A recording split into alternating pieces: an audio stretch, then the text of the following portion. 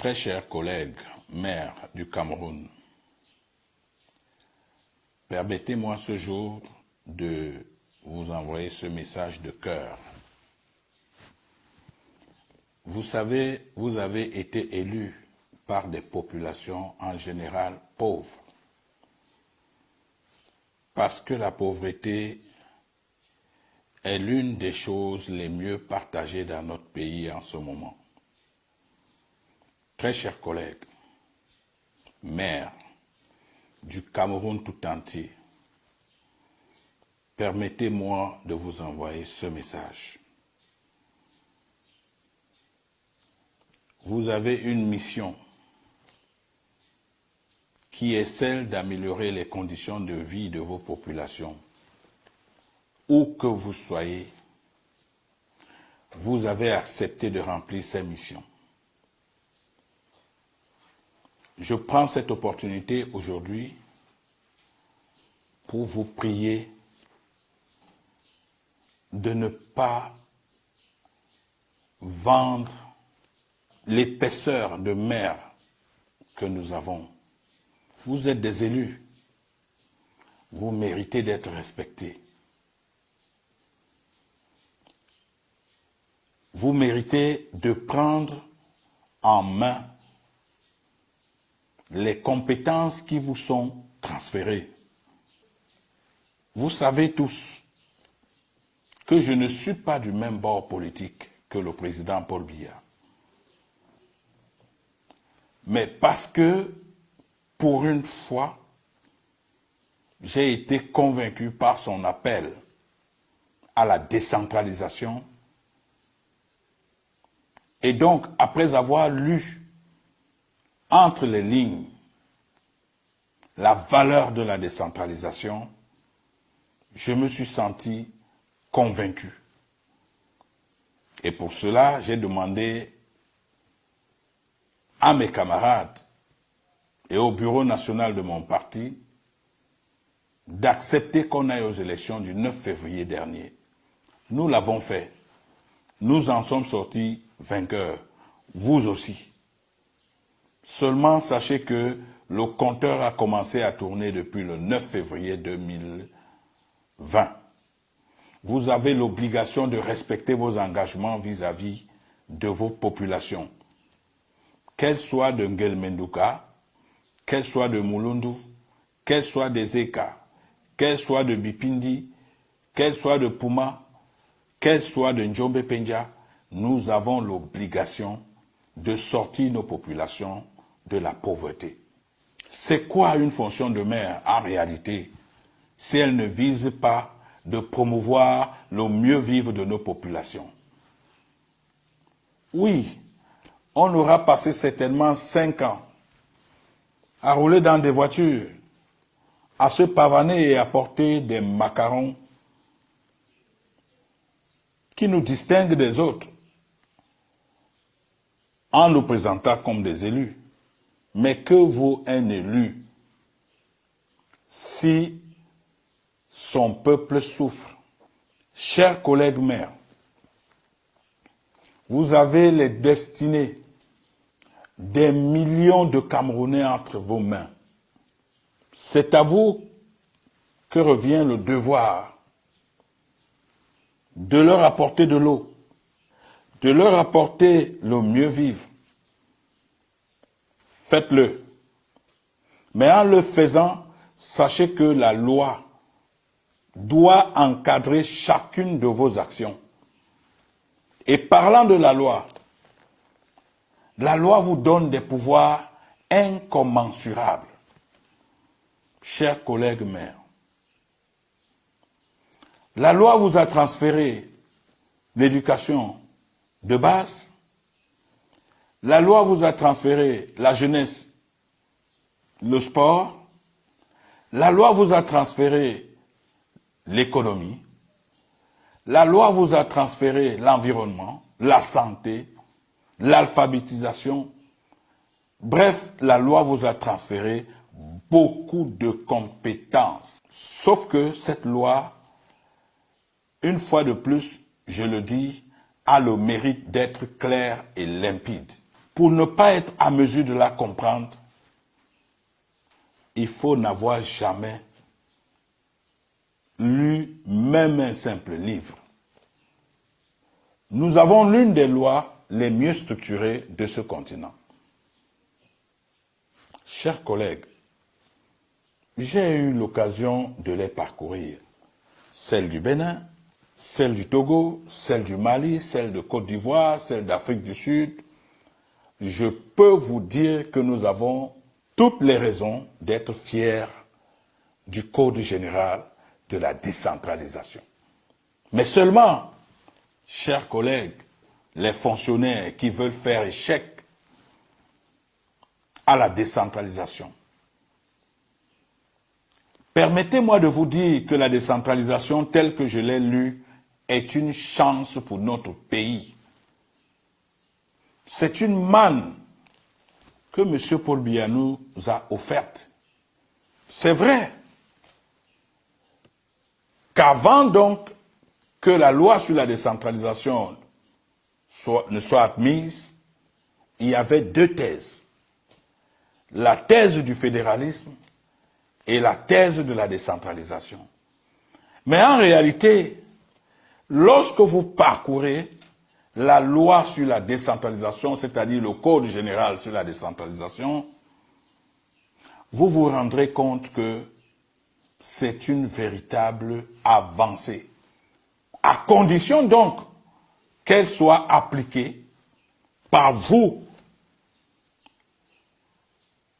à condition que vous vous libériez des pesanteurs d'une tutelle qui elle-même est déjà suffisamment allégée dans la loi.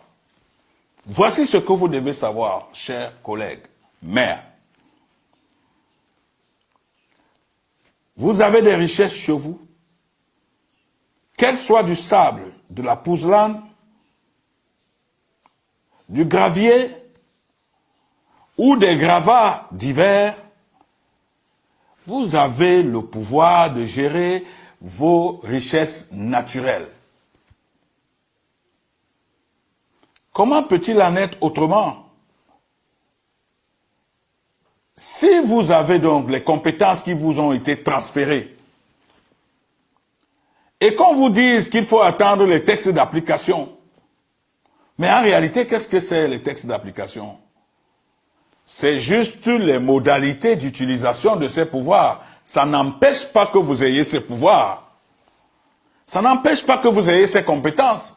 Les compétences vous ont déjà été transférées. Les textes d'application ne sont que des modalités. C'est-à-dire, je prends un exemple banal. S'il s'agit de la pouzzlane, il faut simplement que le texte d'application vienne vous dire que si vous encaissez 100 francs, 25 francs vont dans les caisses de l'État, ou 10 francs, 30 francs vont vers les communautés villageoises. Ce n'est que ça les textes d'application. Les textes d'application ne viennent pas changer la loi elle-même, qui vous a déjà transféré ses compétences. Mes chers collègues, vous savez qu'en plus de tout ceci, le Mindevel nous saisit régulièrement de ce que nous avons à faire, notamment ériger des clôtures autour de l'enseignement des écoles primaires qui nous ont également été transférées. Mais en réalité, comment peut-on nous demander d'ériger les clôtures autour des écoles primaires alors même que les décrets d'application ne sont pas encore signés? Pourtant, nous recevons ces instructions de la tutelle. Il n'est pas question pour moi aujourd'hui de vous appeler à la rébellion contre la tutelle. Mais il est question de dire que chacun doit rester à sa place. La tutelle doit être à sa place. Les maires doivent être à leur place. Et il appartient aux maires, en tant qu'acteurs principaux, de développer leur localité. Ce que vous devez une fois de plus savoir, chers collègues maires, c'est que vous lirez l'article 2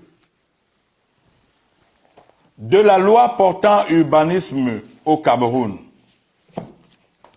Cet article 2 a également le mérite d'être clair. En somme, c'est la loi numéro 2004/003 du 21 avril 2004 régissant l'urbanisme au Cameroun. En son article 2, il est écrit: le territoire camerounais est le patrimoine commun de la nation. L'État et les collectivités territoriales décentralisées en sont des gestionnaires et les garants. Les gestionnaires et les garants. Si vous êtes gestionnaire d'une boutique, d'un magasin, d'une plantation,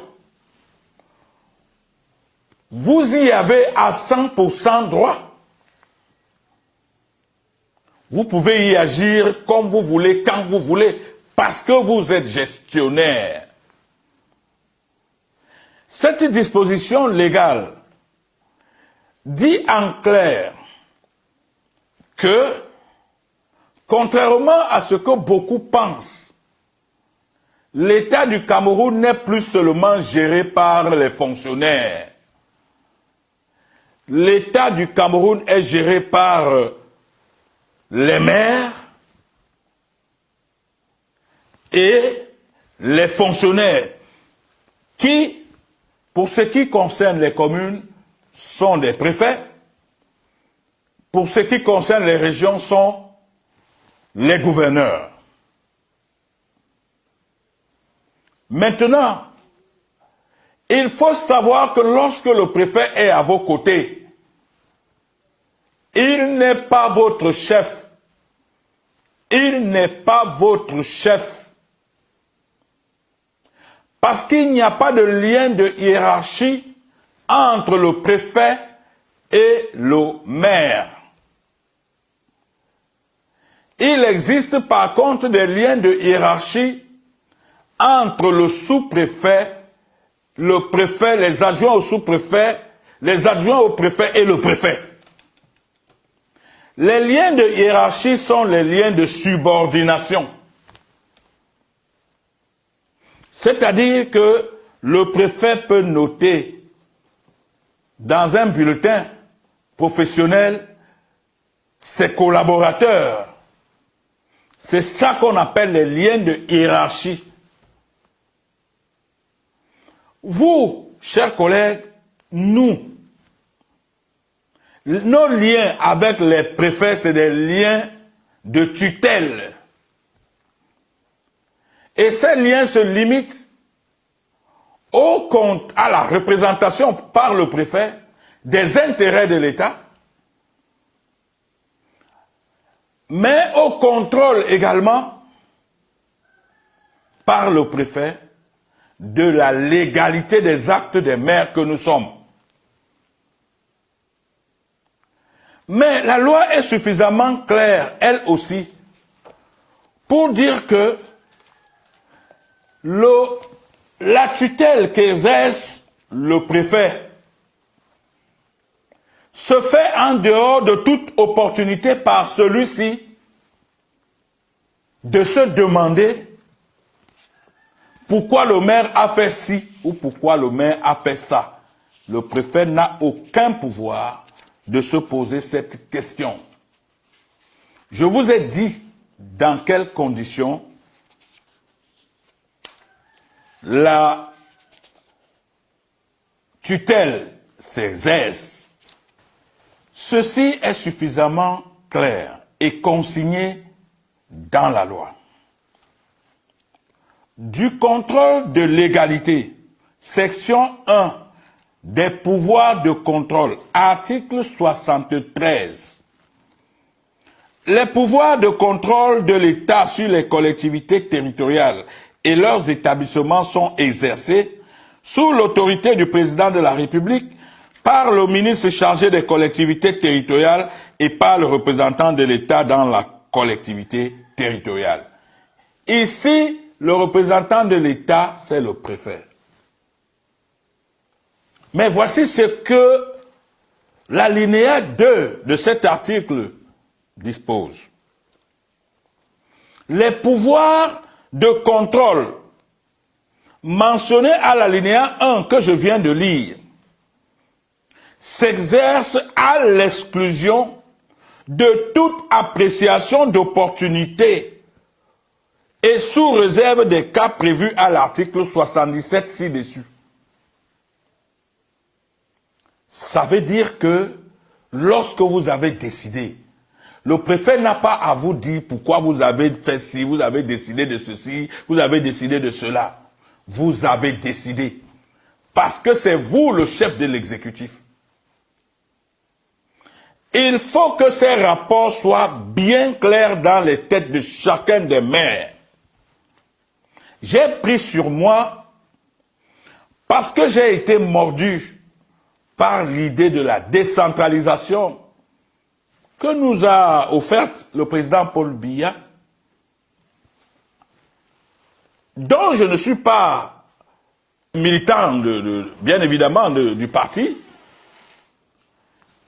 mais dont l'idée, le canevas tracé pour la décentralisation m'a sérieusement accroché. Nous sommes obligés d'accompagner la décentralisation. Elle doit avoir lieu, elle doit se tenir. C'est depuis plus de 20 ans que ces changements avaient été attendus. Quand ils arrivent, les gens ne peuvent pas nous parler des textes d'application. Ce ne serait pas honnête de leur part. Alors, cet article 73 vous dit, à son alinéa 2, que les pouvoirs de contrôle que le préfet exerce se font à l'exclusion de toute appréciation d'opportunité par celui-ci.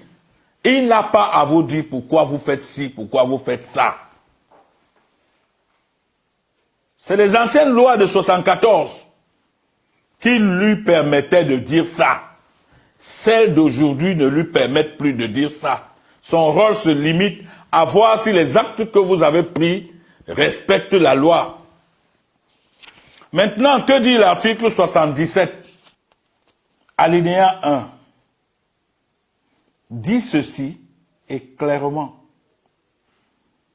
Le représentant de l'État porte à la connaissance du maire, donc du chef de l'exécutif, par tout moyen laissant trace écrite des illégalités relevées à l'encontre de l'acte ou des actes qui lui sont communiqués. Cela veut dire que chaque acte que vous prenez, s'il s'avère que l'un d'eux est entaché d'illégalité, ça n'appelle pas le préfet à vous donner des coups de poing ou à envoyer la gendarmerie ou à vous donner des ordres. Le préfet doit simplement vous écrire pour vous dire que l'acte que vous avez pris est entaché d'illégalité. Ceci veut dire quoi, en d'autres termes?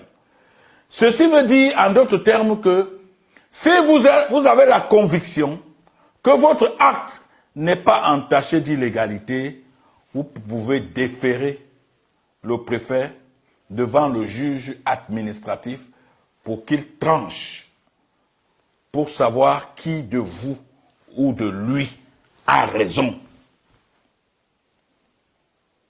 Je ne veux pas revenir sur ce qui s'est passé en Djombe Penja. Selon le préfet, mon acte était illégal. Mais sauf que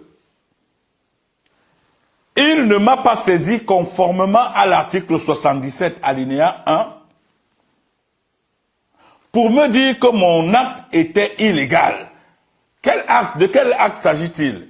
Les scellés que j'ai apposés sur les carrières.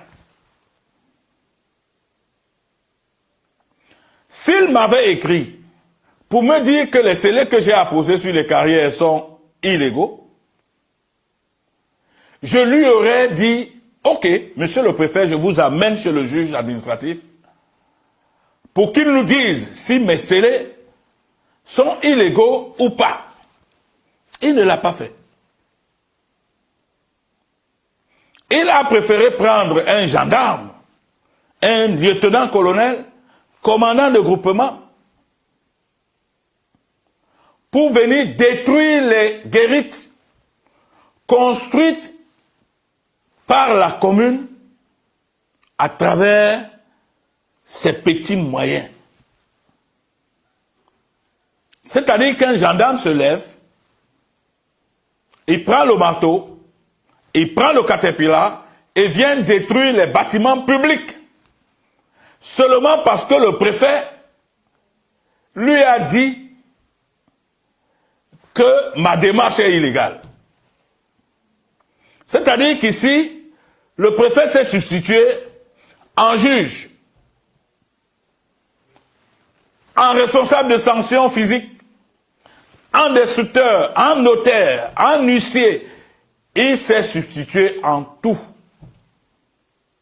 et à tout.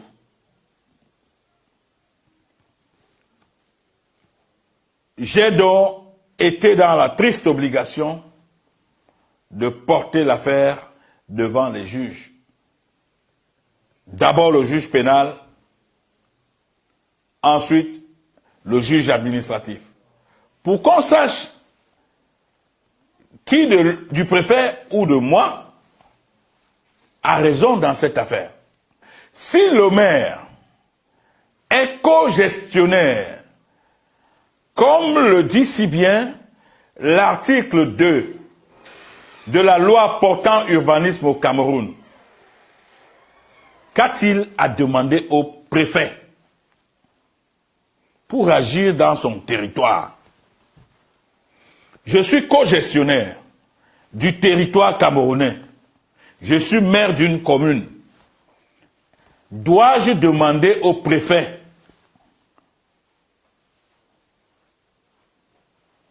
l'autorisation d'ériger les barrières ou les guérites dans ma commune? Pensez-vous que ça a un sens? Dois-je demander au préfet l'autorisation d'ériger des barrières pour protéger les biens appartenant à ma commune, en admettant même que par extraordinaire, je devrais demander l'autorisation au préfet? Ce que la loi ne prévoit pas. Il faut qu'on soit suffisamment clair. La loi ne le prévoit pas. Parce que je suis co-gestionnaire avec lui, le préfet. Le préfet est dans cette affaire pour représenter l'État.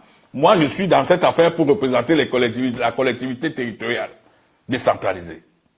Nous sommes deux co-gestionnaires du même territoire. Je dis donc que, en admettant que par extraordinaire, il fallait demander une autorisation au préfet,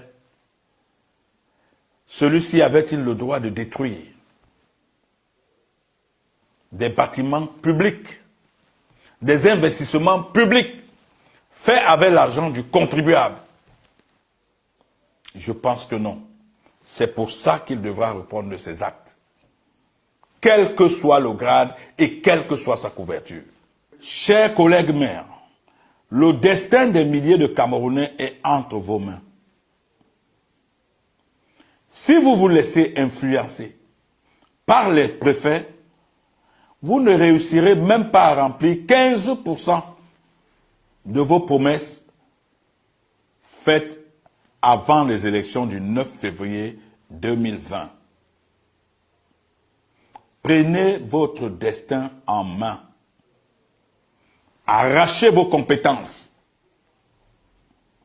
Dites à ceux qui veulent vous faire croire que vos compétences ne vous sont pas encore transférées, qu'ils se sont lamentablement trompés.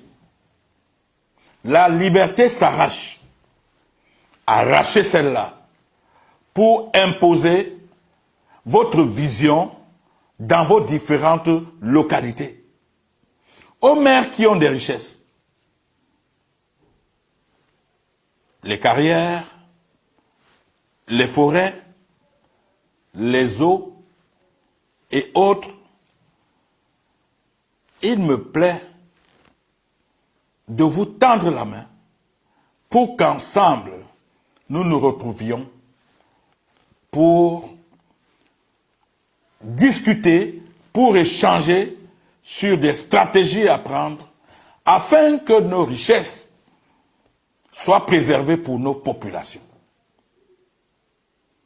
Parce qu'en général, c'est des richesses que guettent les fonctionnaires envoyés chez nous alors qu'ils n'ont aucune implication dans notre localité. Il faut que cela cesse. N'oubliez pas, à la suite de cet article 77 que je viens de lire également l'article 390 du Code général de la décentralisation. Cet article, qui lui aussi a le mérite d'être suffisamment limpide, nous dit ceci. Section 1 des recettes. Article 390. Les recettes des collectivités territoriales, décrites suivant leur nature, comprennent les recettes fiscales, d'une part, les produits de l'exploitation du domaine et des services, d'autre part, les dotations et les subventions, les ressources de trésorerie et de financement. Les produits de l'exploitation du domaine. C'est quoi les produits de l'exploitation du domaine? C'est d'abord quoi le domaine? C'est le bien naturel de l'État. Le bien naturel de l'État, c'est-à-dire les eaux, les rivières, les terres et autres. Tout espace terrestre non immatriculé est le domaine de l'État. Les carrières font partie des biens de l'État. Mais sauf que l'État ici doit être compris comme l'État principal et les collectivités territoriales décentralisées. Désormais, parce que nous sommes en pleine décentralisation. Les carrières, les eaux d'où peut être tiré le sable, le gravier, les montagnes, les mines, tout ceci fait partie de ce qu'on appelle le domaine. Alors, le produit de l'exploitation de ces biens naturels de l'État fait partie de vos recettes. Si vous n'exploitez pas ces biens naturels de l'État, vous vous serez mis vous-même en marge des recettes qui doivent permettre à vos localités de changer, d'évoluer, et surtout à vos populations de mieux vivre. Personne, mais alors personne, quand on se réfère à cette loi, ne peut vous demander de ne pas exploiter le domaine. Parce que vous êtes co-gestionnaire du territoire camerounais. Ces moments où le préfet disait « c'est moi qui décide », c'est terminé, c'est fini. Exploitez les produits du domaine qui existent dans votre commune pour améliorer les conditions de vie de vos populations. Je comprends que certains maires peuvent être du RDPC et que pour des raisons de discipline de leur parti, qu'ils ne se sentent pas courageux de s'affirmer. Mais le peuple qui vous a confié le mandat vous regarde. Si vous avez été élu maire, pour vous satisfaire et satisfaire votre petite famille, vous quitterez trop vite ce chemin et votre nom sera trop vite oublié. Vous avez été élu quelquefois par vos propres moyens. Vous avez été élu quelquefois par l'aide des amis. Je n'ai pas un seul instant l'impression que vous avez été élu par l'aide d'un préfet. Passez-vous des injonctions des préfets. Prenez des actes encadrés par la loi. Tant que vous serez dans la loi, vous pouvez dire au préfet, reste chez toi. Le préfet n'a pas d'ordre à vous donner. Je vous ai dit ici qu'il n'est pas votre hiérarchie. Dans la plupart du temps, plusieurs d'entre eux cherchent plutôt à détruire nos localités. Ne laissez plus ça passer. Moi, j'ai pris mes responsabilités. Je n'entre pas en rébellion contre le co-gestionnaire du territoire qu'est le préfet, c'est-à-dire l'État. Au contraire, nos deux forces devraient concourir à bâtir un Cameroun prospère. Mais seulement, il me plaît, une fois de plus ce soir, de leur rappeler que le maire est co-gestionnaire de ce territoire. Ce n'est pas moi qui l'invente. C'est la loi qui dit que nous sommes co-gestionnaires de ce territoire. Et en tant que tel donc, si le législateur voulait nous dire que, alors que nous sommes co-gestionnaires, il y a un des deux gestionnaires qui est plus haut que l'autre, il l'aurait dit. Mais il a refusé de le dire. Nous sommes co-gestionnaires à part égale, conformément à la loi. Chers camarades, chers collègues, maires, nos électeurs nous regardent. Agissez pour leur bien. Seul leur bien devrait être notre boussole. Lorsque nous aurons agi pour qu'ils vivent mieux, pour qu'ils aient plus d'écoles, pour qu'ils aient plus d'eau, pour qu'ils aient plus de lumière, nous aurons rempli notre mission. N'entrons pas dans la magouille avec des fonctionnaires. Monsieur Biya, président de la République du Cameroun, a pris sur lui de nous servir la décentralisation. Croyez-vous que c'est lui qui doit partir de Toudi pour nous faire implémenter cette décentralisation? C'est nous qui devons l'implanter. C'est nous qui devons l'implémenter aussi. Une fois qu'on l'aura implémenté, croyez-moi, tel que j'ai lu les textes sur la décentralisation, le Cameroun sortira à la tête de l'eau. Nous avons cette obligation. Nous avons ce devoir. Ne nous laissons plus influencer par une tutelle que la loi elle-même a suffisamment allégée. Ne vivons plus ces complexes du petit maire de brousse qui est humilié au quotidien par un préfet. Pour moi, tout préfet qui se dresse contre la décentralisation est forcément en complot contre celui qui l'a nommé. J'ai nommé Paul Biya. Parce que, comme je l'ai dit il y a quelques heures, il n'est pas compréhensible qu'un homme de 87 ans se batte pour vous laisser un si riche héritage et que vous vous battiez plutôt pour déstabiliser ce qu'il vous laisse comme héritage. Ne soyez pas complices des fonctionnaires qui cherchent à s'enrichir au nom de la préfecture. Prenez votre destin en main, prenez celui de vos populations en main. Je reste très ouvert pour vous dire ce que je pense de la décentralisation.